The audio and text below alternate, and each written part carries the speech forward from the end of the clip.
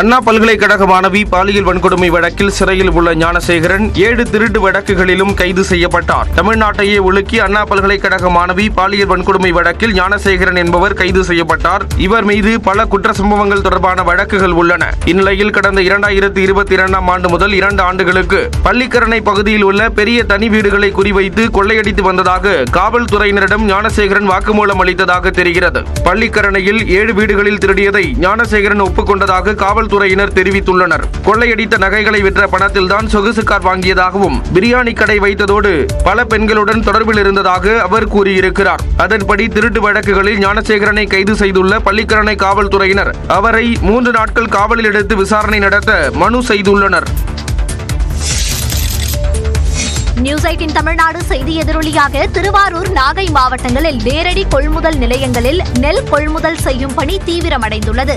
நாகை மாவட்டத்தில் கீழ்வேலூர் உள்ளிட்ட பகுதிகளில் நேரடி நெல் கொள்முதல் நிலையங்களில் நெல் மூட்டைகள் தேக்கமடைந்திருப்பதால் விவசாயிகள் அவதிக்கு ஆளாகினர். இதுகுறித்து நியூஸ் 18 தமிழ்நாடு செய்தி வெளியிட்டது. அதைத் தொடர்ந்து மோகனாம்பாள்புரம், பையூர் உள்ளிட்ட பல்வேறு பகுதிகளில் உள்ள நேரடி நெல் கொள்முதல் நிலையங்களில் தேக்கமடைந்துள்ள நெல் மூட்டைகளை கிடங்குகளுக்கு அனுப்பும் நடவடிக்கை எடுக்கப்பட்டுள்ளது. 350 ராலி மூலியமா நேரடி நெல் கொள்முதல் எடுத்துட்டு இருக்காங்க. ஆனால் இது துரிதமாக இதே தொடர்ந்து செய்யணும். நியூஸ் 18ல நம்ம செய்தி சொல்லியிருக்கோம். அந்த செய்திகள் போக வேண்டிய இடத்துக்கு போயிருக்குங்கிறது மகிழ்ச்சியான செய்தி. இதே போன்று திருவாரூர் மாவட்டம் முழுவதும் 25 லட்சம் நெல் மூட்டைகள் தேக்கமடைந்திருப்பதாக நியூஸ் 18 தமிழ்நாடு செய்தி வெளியிட்ட நிலையில் நெல் மூட்டைகளை கொள்முதல் செய்யும் பணி தொடங்கியுள்ளது. பேரளத்தை அடுத்த கோவில் கந்தன்குடியில் உள்ள நேரடி கொள்முதல் நிலையத்திலிருந்து நெல் மூட்டைகள் ரயில் மூலமாக அரவைக்கு அனுப்பி வைக்கப்பட்டன.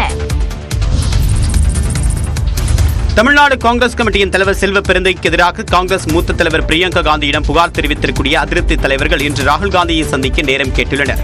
தமிழ்நாடு காங்கிரஸ் கமிட்டியின் தலைவர் செல்வ பெருந்தைக்கு எதிராக 15க்கும் மேற்பட்ட மாவட்ட தலைவர்கள் போர்க்கொடி தூக்கியுள்ளனர்.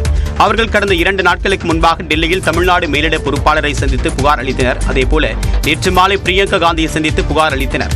இதில் கட்சி தொடர்பான விஷயங்களில் செல்வ பெருந்தகை தன்னிச்சையாக முடிவெடுத்து வருவதாகவும் மாவட்ட தலைவர்களின் அதிகாரத்தை பறிக்கக்கூடிய வகையில் செயல்படுவதாகவும் குற்றச்சாட்டுகளை முன்வைத்தனர். தங்களது குறைகளை பிரியங்கா காந்தி கவனமாக கேட்டுக் கொண்டதாகவும் புகார் மீது உரிய நடவடிக்கை எடுக்கப்படும் என்று உறுதியளித்ததாகவும் அதிருப்தி தலைவர்கள் தெரிவித்துள்ளனர். இதனைத் தொடர்ந்து இன்று ராகுல் காந்தியை சந்திக்க அதிருப்தி மாவட்ட தலைவர்கள் நேரம் கேட்டுள்ளனர். நிலையில் காங்கிரஸ் கட்சியின் மாநில தலைவருக்கு எதிராக கட்சி தலைமையிடம் புகார் அளிப்பது சகஜமானது என்று செல்வ பெருந்தகை தெரிவித்துள்ளார். மாவட்ட தலைவர்கள் ரொம்ப சகஜப்பா. காங்கிரஸ் மாநில தலைவர் செல்வ பெருந்தைக்கு எதிராக மாவட்ட தலைவர்கள் போர்க்கொடி தூக்கி இருப்பது அந்த கட்சியின் தொண்டர்களிடையே பரபரப்பை ஏற்படுத்தியுள்ளது.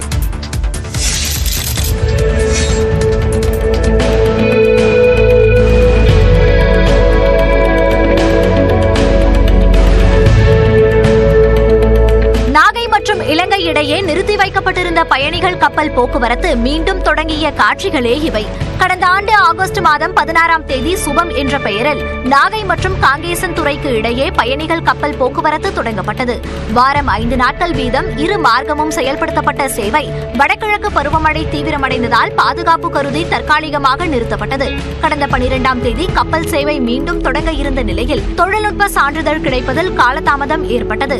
அனைத்து அனுமதிகளும் கிடைக்கப்பெற்ற நிலையில் பயணிகள் கப்பல் 83 பயணிகளுடன் நாகை துறைமுகத்திலிருந்து புறப்பட்டது.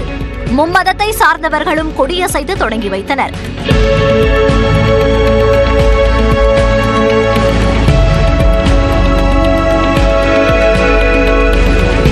இருவழி பயணத்துக்கும் சேர்த்து கட்டணமாக 8500 ரூபாய் வசூலிக்கப்படும் நிலையில் செவ்வாய்க்கிழமை தவிர வாரத்தில் 6 நாட்களும் இந்த கப்பல் சேவையை பெறலாம் என அறிவிக்கப்பட்டுள்ளது. நாகை மாவட்டத்தில் விற்பனை சரிவால் விவசாய நிலங்களிலேயே வைக்கோல் தேக்கமடைந்துள்ளதால் விவசாயிகள் கவலை அடைந்துள்ளனர். காவிரி கடைமடை பகுதியான நாகை மாவட்டத்தில் இந்த ஆண்டு 1,62,000 ஏக்கரில் சம்பா, தாளடி சாகுபடி செய்யப்பட்ட நிலையில் அறுவடை பணிகள் முடிந்து வைக்கோல் கட்டுகளை தயார் செய்து விற்பனைக்காக விவசாயிகள் வைத்துள்ளனர். ஆனால் வைக்கோல் வாங்குவதற்கு வியாபாரிகள் வராததால் கிழையூர், கீழ்வேலூர் உள்ளிட்ட இடங்களில் ஆயிரக்கணக்கான வைக்கோல் கட்டுகள் தேக்கமடைந்துள்ளன. செயின் வண்டியில் ஓட்டுறதுனால வைக்கல ரொம்ப நொறுங்கி இருக்கிறதுனால யாரும் விருப்பப்பட்டு வாங்க மாட்டாங்க வைக்கல. போன வாட்டி பார்த்தீங்கன்னா இப்போ மன்னார்குடி, தஞ்சாவூர் சைட்லேருந்து வியாபாரிங்க உடனே எடுத்துகிட்டு போயிடுவாங்க, காசு பேமெண்ட் பண்ணிடுவாங்க. இந்த வாட்டி வியாபாரியே வரல. ஏன்னா இப்போ வர்றவங்க திருவாரூர், மன்னார்குடி, திருத்துறைப்பூண்டி சைடில் தரச்சு எடுத்துகிட்டு போயிடுறாங்க. இந்த பக்கம் பார்த்தீங்கன்னா இங்கே திருக்கோளை சைட்லாம் இப்போ யாரும் வியாபாரி இந்த பக்கம் அதிகமாக இல்லை. கடந்த ஆண்டு வைக்கோல் ஒரு கட்டு 120 ரூபாய் வரை விற்பனையான நிலையில் இந்த ஆண்டு ஒரு கட்டு 60 ரூபாய் வரை மட்டுமே விற்பனையாவதாகவும் அந்த விலைக்கு கூட வாங்குவதற்கு வியாபாரிகள் முன்வரவில்லை என்றும் விவசாயிகள் ஆதங்கம் தெரிவித்தனர்.